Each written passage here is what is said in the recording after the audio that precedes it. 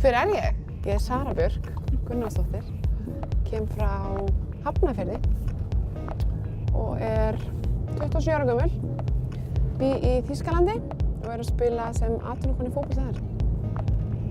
Minn bakgrunnur, ég er náttúrulega ólst upp í Hafnarfirði og var í skóla þar og þangað til ég var 20 og spilaði með Haukum þegar ég var yngri og Breiðablik áður en ég fór út í atvinnumennsku. Og ég á einn bróður og já, og við erum hérna 4 fjölskyldur, við erum mjög náin og ég spila með Wolfsburg í Þýskalandi.